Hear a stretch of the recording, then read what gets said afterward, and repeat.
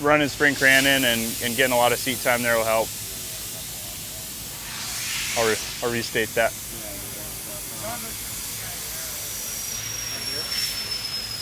Sorry. I think we should be fine then. Okay. So. My name is Dave Mason Jr. I'm the driver of the number 65 eBay Motors Pro 2. I'm from Encinitas, California, a long way from home here, but hanging out in Wisconsin a bunch this year, and I'm having a great time.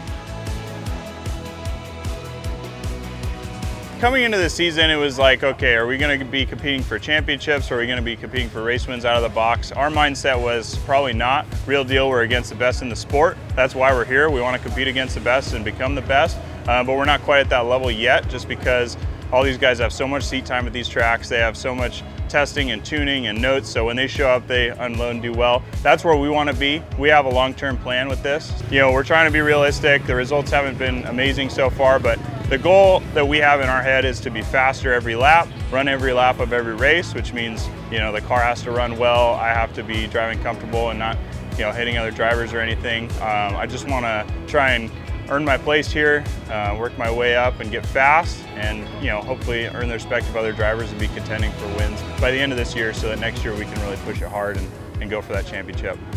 How did you get started in racing? Yeah, so I got started in racing basically through my dad. He raced through my entire childhood and before. He raced professionally for Ford Motor Company with Herzog Racing. I mean, I learned Spanish from second grade on in grade school, and so that was basically so that I could become a Baja racer and be successful with all the challenges that brings, and I've really been raised in off-road racing. So my first race in short course was in the Core Series way back in like 06, 07 when the trophy carts were first invented. I had probably like the 5th trophy cart ever built, and then they were developing them and people were buying them, and I was in the first trophy cart race ever at a short course event, and I actually won that race in the Junior 2 class. Overall, I've been racing my entire life. I also ride dirt bikes and I snowboard, and I do just anything with wheels or a board or anything like that. I just love to do action sports and stay active and keep my mind sharp and my reflexes sharp as well.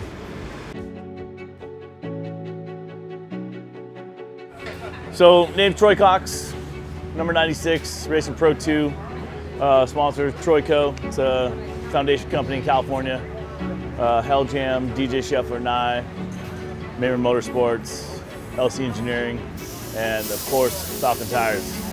You know, growing up in life, it was a little tough. You know, we weren't as fortunate as we are today, and, you know, I thank, you know, my family for that and my grandparents for that, and there was just something that I felt I wanted a little bit different taste in life. I wanted, you know, something more out of life. And I feel like I worked my butt off in order to achieve that. And I also want more for my family, you know? That's important to me. I didn't really follow short course much at all. I followed more desert racing. Where I get my motorcycle serviced at, there's a shop in Simi Valley. And there was a Pro 2 truck down there. It was actually Ricky Johnson's old 2-seat Pro 2 truck. Guy named Jeff took me for a ride in it and really hooked me.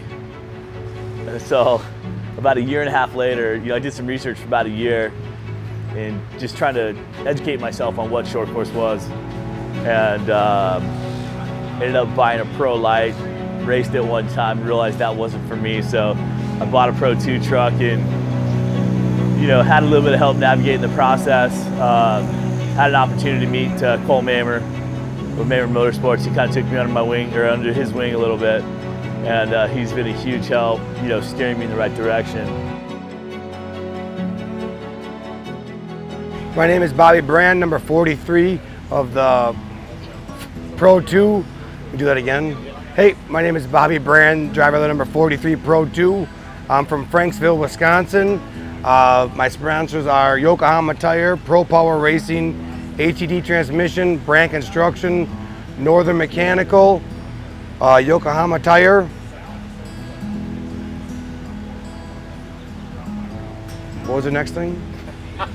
Just, it was where you're from, so you know. I did that already, yeah. My parents raced all the way from the 70s to like the early 2000s. My dad raced Class 8, or Class 6, Class 8.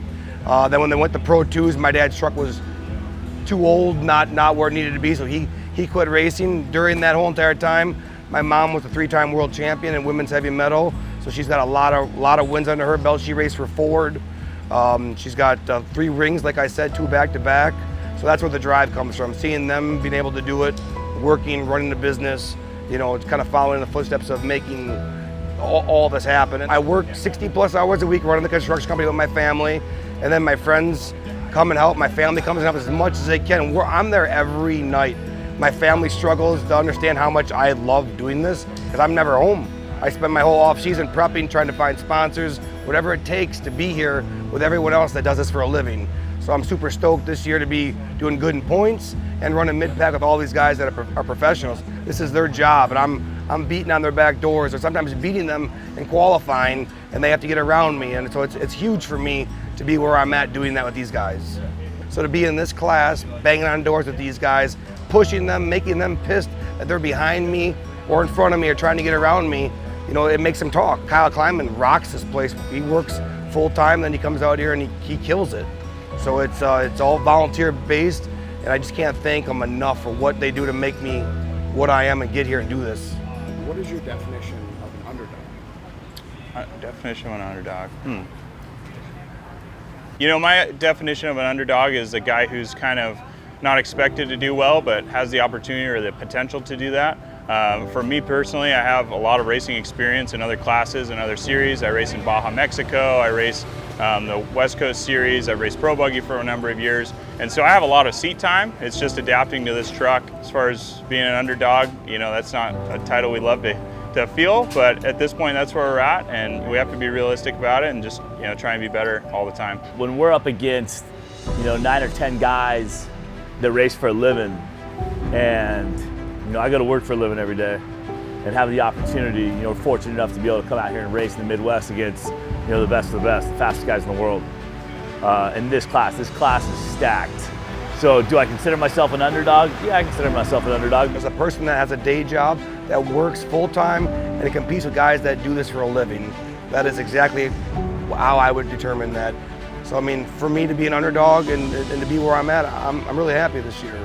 Honestly, I think Pro 2 is, you know, extremely competitive. I think it may be the top elite class as far as driving and setup and competitiveness. You know, we're not out here to just be like a mid-pack finisher or, you know, back-to-pack finisher.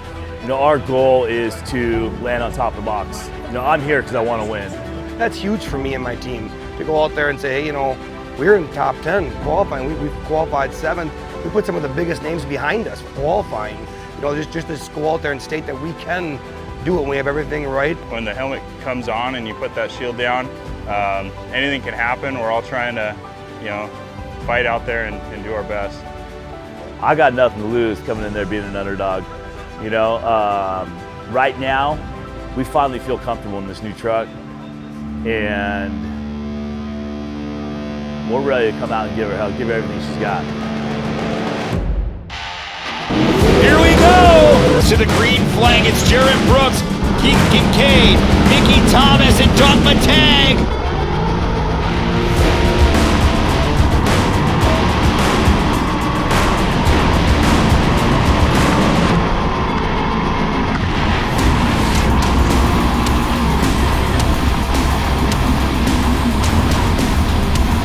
That truck to rotate just how he wants it. Look at him just accelerate away from Brooks into the split lanes. Yeah, the track's really going to start to work itself in. As you can see them just rotating those trucks. It's very, very slippery as I say it. Kincaid goes around. And his disaster season continues. He will rejoin the field, but all the way back in about 8th or 9th place.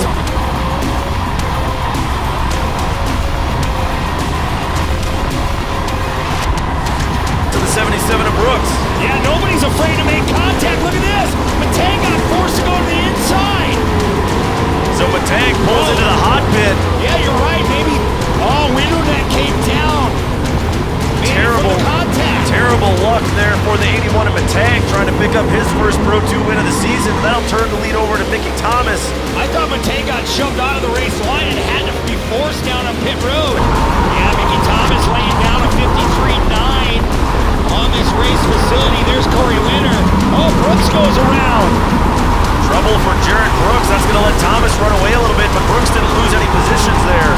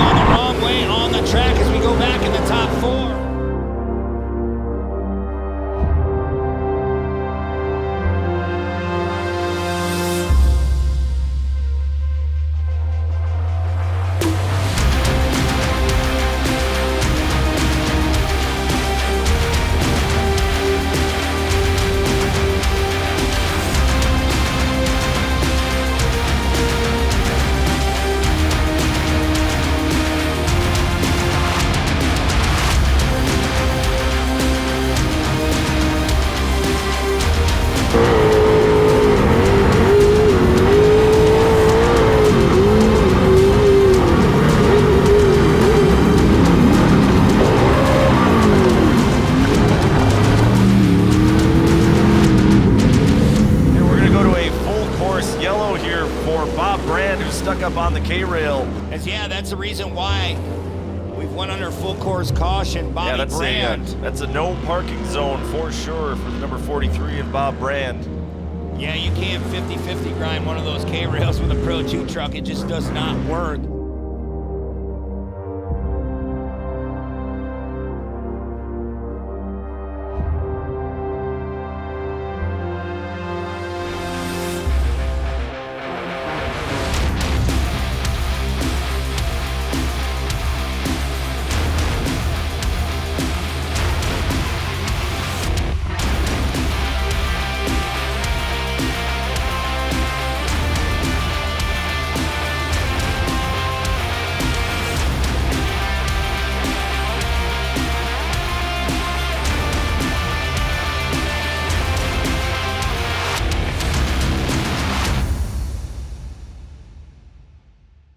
Thomas gets the job done. Win number 3 on the season for the number 44.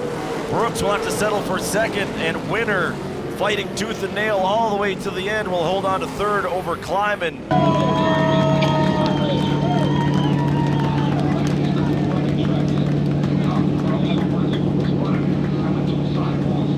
Oh man, good one. You know, really got out front. Doug had some kind of issue, pulled into the hot pits, and from there just led flag to flag. So super stoked with that.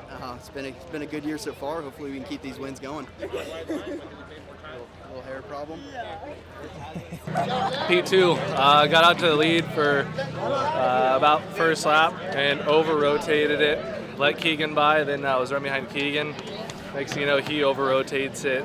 Same identical area, dropped back to I think third, and then plucked my way through. But towards the end, I just was driving so weird at first, kept over rotating. Finally got together at the end and salvaged a second. I think we have a fast truck, but I really need to limit those mistakes. I don't know. I was trying everything I could to drive smooth, do my thing, but I just couldn't really catch Jared and Mickey. Couldn't get any closer, and me and Kleiman kind of had a battle of our own going on. So it was all fun, an intense one for sure. So happy to get out of this tight track with a third place finish. Mickey Thomas is the silent assassin. He has just not come out of nowhere this year, but he has wasted no time making a big statement with that first win of the season, first round, and flag to flag wins this season. So I think a few people might echo my statement. Corey Winner, a very level-headed, cool, calm, collected guy, very to go with the flow. But that's the storyline for him this year, is that's not what we're seeing on track for him. No, we're seeing this guy who is just driving with this fire, this tenacity, and aggression. So I like this new Corey Winner that we're seeing this year.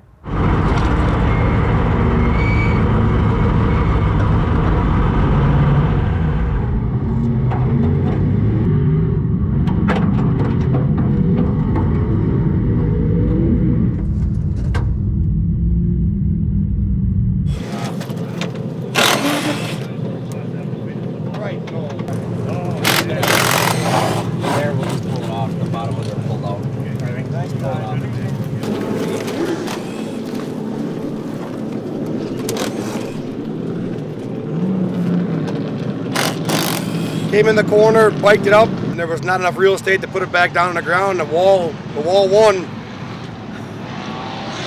Wasn't ideal, but there's nowhere else to go. You gonna be able to get back for tomorrow? Yeah, we should have everything we need. We'll get it back together tomorrow and get out there for sure for Sunday's race.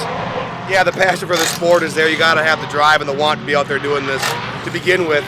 It means a lot to me for what everyone does to help out. I appreciate it. That's the main fight, is just keeping your head above water in the sport. What we come to the racetrack with is, our best effort, and that's what we can put out there, and that's what we're going to do every single week. And sometimes it works out, and sometimes it makes us look forward to the next day. So Today's goal is to do the best we can do and finish. Make sure that we get a finish. We can't get another DNF. And be clean as possible. Show them that you can race clean. If you got to do a little bump and run, it's one thing, but just, no, don't take no one out. You know, run a smart race. So yesterday was a blast. Yesterday we started in 11th, made it up to about 6 actually yesterday, and I got spun in turn 5. Just driver contact. Guys were checking up in front of me. I started checking up, set the truck, and got hit from behind, spun out, put us all the way back. Dave Mason and I and Ricky actually were all battling for those spots back there for 8th, 9th, 10th, or 7th, 8th, 9th, and it was a lot of fun. It was actually out there racing. Clean racing, scrubbing some doors a little bit, minor contact, but driving side by side, door to door, through corners. It was a huge confidence builder yesterday, knowing that we're battling with Ricky G and also Dave Mason. Both those guys are extremely fast. They've both shown that they've been able to post top lap times out here. I blew a left hub because Ricky spun in front of me. I tried to stop, and then Cox came in behind and nailed me. Not his fault, but it's just kind of a racing deal. And then later in the race, everybody's getting frustrated. Everybody's trying to push hard and kind of overdrive their vehicle, just because if it's not going your way, you want to try and just do whatever you can to make up for it. And we had a little bit of contact out there. It's bumping and banging, not intentional by any means. It's just that sometimes when the course gets really tricky, you don't know what that guy's going to do, and whether I make a mistake or he makes a mistake, at the end of the day, stuff happens. But we're hoping to do better today. In my driving, I want to be clean and respect other people and all of that. It's just it's tricky when we're all trying to do our best. We're looking forward to seeing what Ricky G does. Had his first career win here in 2021. Jarrett Brooks continuously on the podium. This season he was at Dirt City last year. Corey Winters podiumed here, done very well at Dirt City. And Ryan Beat is a winner here as well. So points coming out of ERX, very, very close. A new points leader has emerged with Corey Winter, but not by much, just a small handful of points over Jarrett Brooks. So we have many drivers who can easily seal this championship. So it's really starting to heat up here in the second half. Ricky's electric. Ricky, it just he's young, he's vibrant, he's so on track, he's a fearless guy. And he does not drive like I would say a rookie or a young gun. He's not a rookie. Been here for a couple seasons now in the Pro 2 class, but he is throwing himself in this truck right up into the mix in championship conversation with seasoned veterans. So Ricky G, we're really seeing him blossom and emerge these last few seasons. You gotta get by this guy.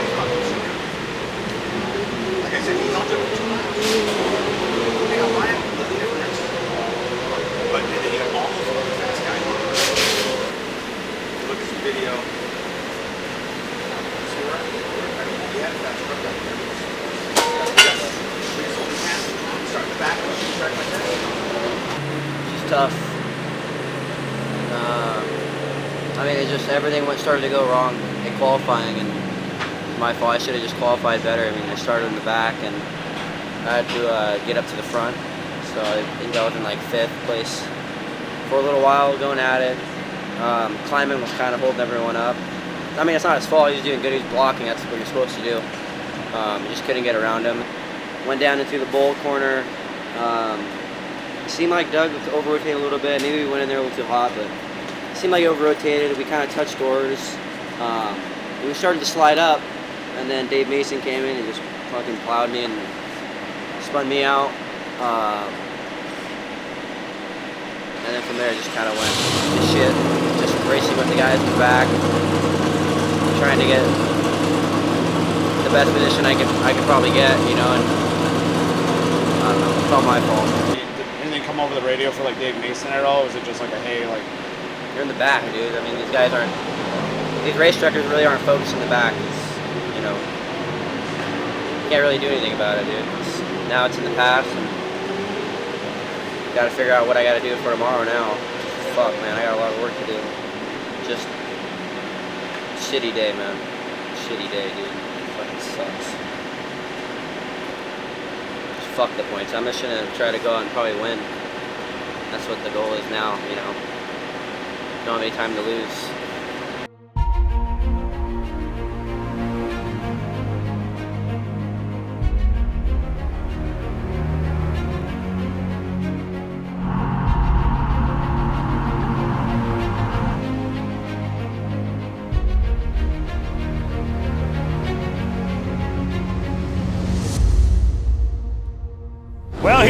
750 plus horsepower. Sit back and listen. Ricky G trying to hold that inside line. Matang flies out front for a moment. Can he hold that line? Look at that. Thomas bounced off the K-rail, and Beat's going to go around and collect Thomas. Kincaid barely able to sneak by. Man, round 7 winner already going around with Ryan Beat. He'll have to start from the back of the pack. Look at Doug Matang trying to finesse that throttle to get through that. Battle for third. Such Ricky G still keeping it tight there with Matang.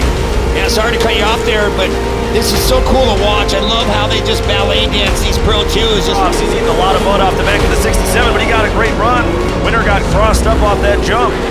Boy, nose diving off that jump. Brooks trying to hold it together. Those General tires working against one another. Brooks again falls back in. Yeah, that is a bad sign for the PNG truck of Doug Matang.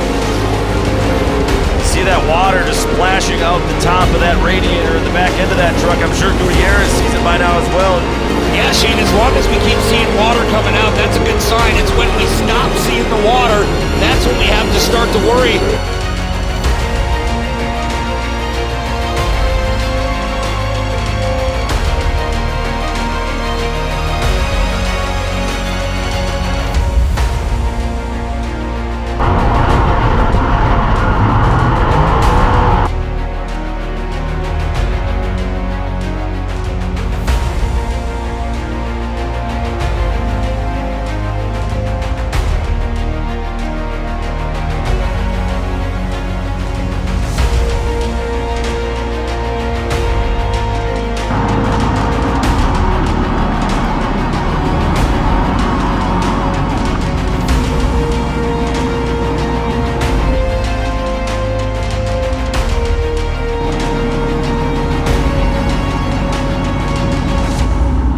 As of right now, it is Doug Matang running out front. You still see the water dribbling out the top of the radiator of that number 81 truck.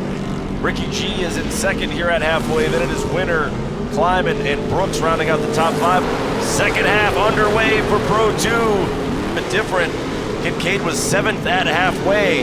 Boy, that's scary coming through those split lanes. Look at Jared Brooks. He couldn't see anything. He just flat-footed it.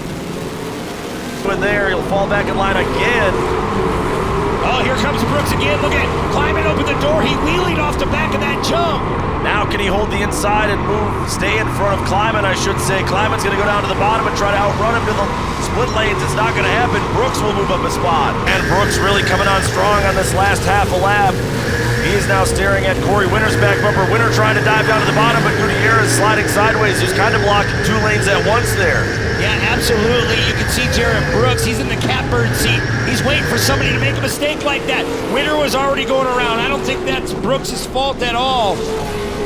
We'll have to wait and see. Kleiman just merely missing him. That truck into the right-hander.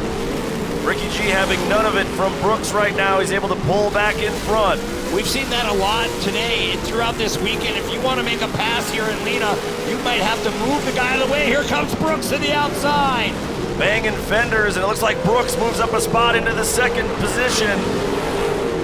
We're on the final lap here for Pro 2. Can Gutierrez fight back? This is the last chance he will have, trying to stay down to the bottom. He went too tight there on the bottom, had no exit.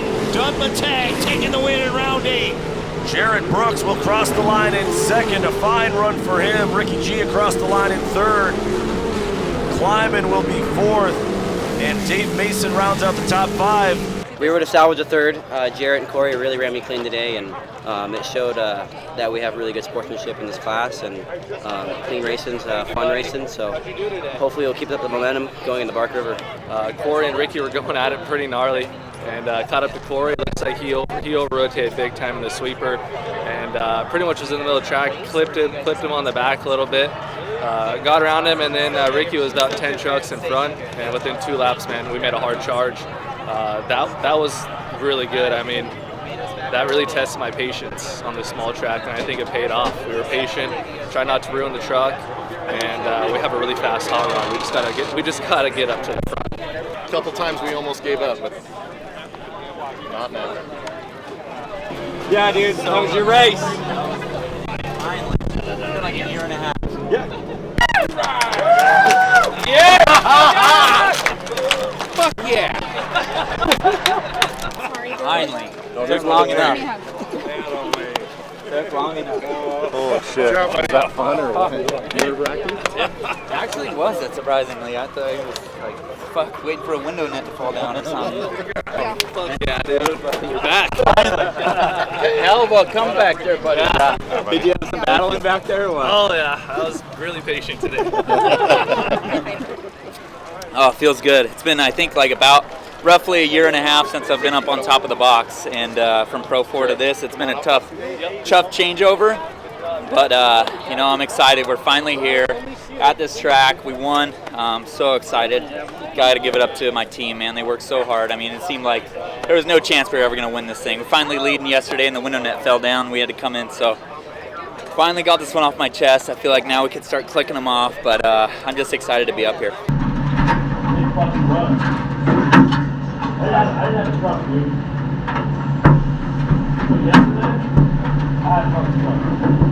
You know, the passion to be out in the desert and the passion to be out here on a track, driving a truck, it's something that I've always desired. It's something that was a dream of mine. You know, being able to come out and actually race and be competitive. And the adrenaline that you get when you sit behind the seat is unbelievable. I'm not a guy who likes to be, you know, revel in fame or anything like that. I don't really chase that. I just love the opportunities. I want to see the world, and I think, you know, racing really brings that to you. Yeah, you gotta want this. It's a sport where you have to want to do this. For 15 minutes to be out on that track and spend every day for 2 weeks straight to go to the next race, you have to want to do this. My team and I, we just want to prove ourselves and be the best, prove that we can do this. It takes a lot of money, it takes a lot of time, it takes a lot of effort. You know, it's easy to get burnt out on this stuff, but at the end of the day, you know, that's not a concern for us because we just love what we're doing, even if it's a late night, and you know, we just literally worked all night long. I was up till 1:30, and my crew chief Seth was up till 3, and you know, we're not in a bad mood. We're not like bummed out when that happens, but it still is a family affair. My dad comes to every race. My wife, Taylor, she does all the cooking and logistics and everything, and you know, we really try to, you know, put our best foot forward and work together as a team. And we just have a great time. You know, we love racing, we love the short course stuff, and that's really what it's about, is having fun and trying to make a name for ourselves and bring some success to our team and sponsors. My team is all volunteer based. It's all friends and family, and they all bust ass to get done what we have to get done. So I can't thank them enough for what they have to do to help me do this. The end of the year goal for sure is between these last 2 races is to push like hell and try to get on the box. Try to get everyone that's behind us for next year to believe in us, help us out again next year, and really prove to them that these small teams can mix it up and be up here with all these guys that are professionals. The goal is to get a podium. I have to get a podium out of this. Eventually I have to make it. I have to get on the box and prove to myself and my team that we can do this. We can compete with the best people in the world in short course off-road. What's kind of that long-term plan for Troy Cox? So that's a difficult question. You know, if you were to ask me this question like a year or two ago, I would have said, you know, that this potentially could have been my last season because I have to push my focus to my kids and make sure that, you know, we can bring them into the sport. But understanding now that I feel like I can be competitive in this sport, we're not going away. Overall, you know, we've got the right crew of guys behind this truck right now, making it faster and faster every time it hits the track, and it's giving me a huge confidence boost. And it's giving me a different look at this sport to where I want to be around here for a while. I want to be up here competing with everybody for the years to come.